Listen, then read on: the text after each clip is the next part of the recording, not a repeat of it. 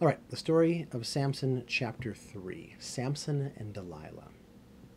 So, story thus far, Samson, long hair, never cut, super strong, going to save Israel against the Philistines, kills a bunch of people, the spiraling out of controlness of the violence, and now the kings of the Philistines have found Samson's lover, his girlfriend, if you will, and they've come to her and said, "We will pay you more money than you've ever imagined if you will just tell us the secret of Samson's strength." Does Delilah decide to turn on him and to find out his secret? Yes. Yes, she does.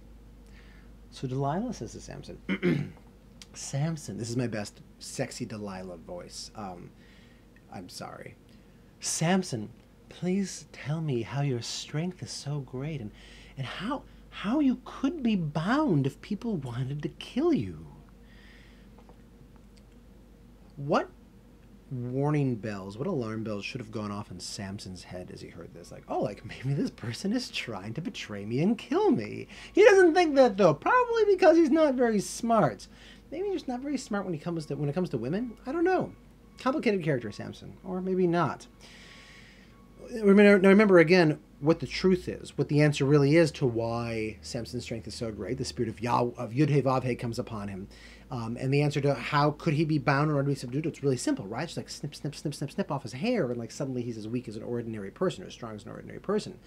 So what does Samson tell her? Well, he says, well, if you would tie me up, if you would bind me with 7 fresh bowstrings, it's the string that you use in a bow and arrow, 7 bowstrings that have not yet been dried. That's one of the things you do to a bow and arrow. You with the string, you dry it. Then I will become as weak as an ordinary man. Okay, so she takes 7 fresh bowstrings one day, and she ties him up with them. I don't know, the text doesn't say like whether he's asleep or whatever first. She ties him up with those, and then she kind of hides from him, and suddenly she runs into the room and she screams, "Samson, Samson, the Philistines are upon you!" He goes, "What? Where?" And he stands up and he takes these bowstrings and just pulls them off like they were nothing. Splits them apart like they were a thread when the thread touches fire. And so she realized that she had been had. She said, "You have lied to me. You've told me lies. Now, please, tell me how you can be bound." Again, should be alarm bells that are going off in Samson's head. There don't seem to be. Samson responds by saying, "Well, if they bind me with ropes that have never been used before, then I will become weak and be like an ordinary man." Is that true? No, that is not true at all. It's the hair. So Delilah takes some new ropes that she gets and she binds them up with him. Then she kind of gets some other men to come into the room, and she jumps up and says, "Samson, the Philistines are upon you!" And then the men kind of like rush out, and Samson just bursts those new ropes apart. And I don't know, doesn't say. Does he kill them? Doesn't say. Wouldn't surprise me. This is a cold-blooded killer. So now Delilah says to him, "Samson, you've deceived me again. You've been telling me lies. Tell me, please, how can you be bound?" Note that one of Samson's weaknesses is that he can be ground down like this. You'll remember his original wife asking him again and again and again what the answer to the riddle was. So Samson tells her, "Well, this is a weird thing, by the way. Well, if you weave 7 locks of my hair, 7 kind of segments, parts of my hair, into the fabric on a loom," that's a thing that you use to weave cloth together, "and then you fasten that with a pin, then I'll become weak like an ordinary man." That's really, really weird. It's a weird answer to give.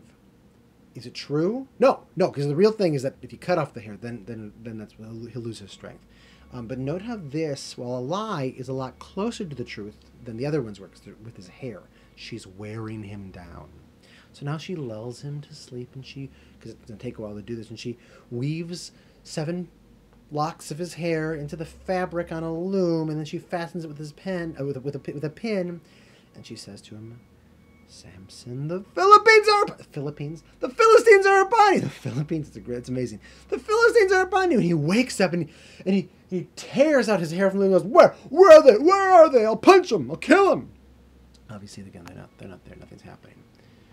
And she says to him, again, the fact that she keeps being obsessed about how he can be stopped and killed should indicate to him that she should not be trusted. But he doesn't realize that. And so she says, how can you say, I love you, when your heart is not with me? You've deceived me 3 times. You've not told me how your strength is so great. And every day she just keeps asking until he's tired to death about this. So he tells her. He tells her all of his secrets. He says, no razor blade has ever touched my head. No one's ever cut my hair. For I have been dedicated to God, to Yud-He-Vav-He, from my mother's womb. If I were shaven, my strength wouldn't leave me, and I would become weak like all other men. And you could tell, oh my gosh, this is it. This is the truth. She sees that he has told all his secrets, and so she sends now for the Philistine rulers. And she says, I imagine this as a note. The note says, come now, for he has told me all of his secrets. So the Philistine rulers come to her, and they bring all the money. And they bring all of their men, and she lures him to sleep.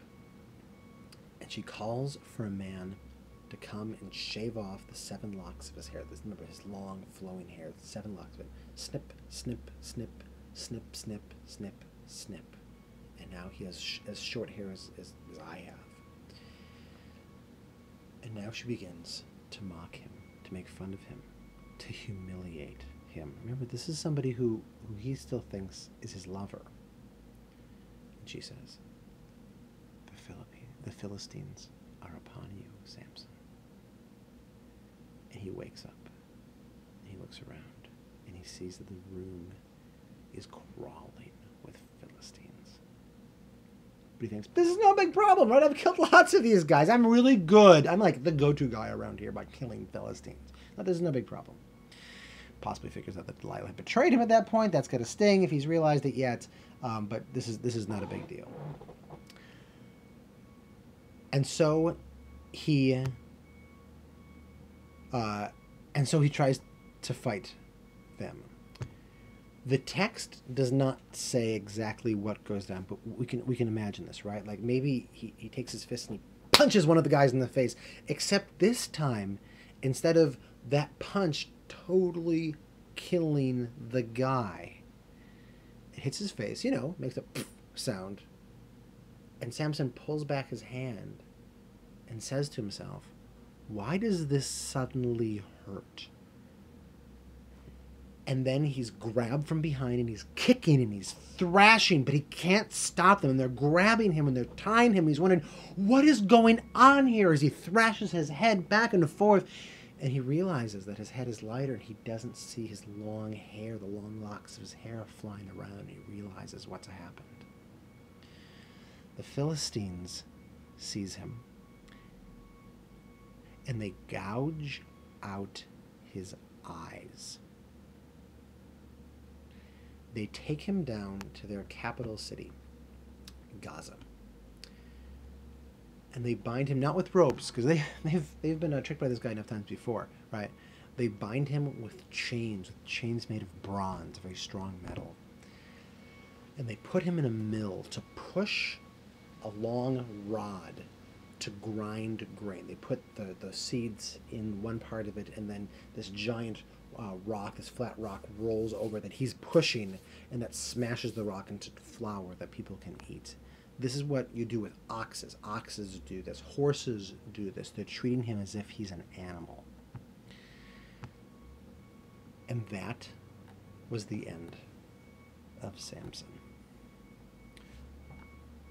Or it would have been, except for one thing.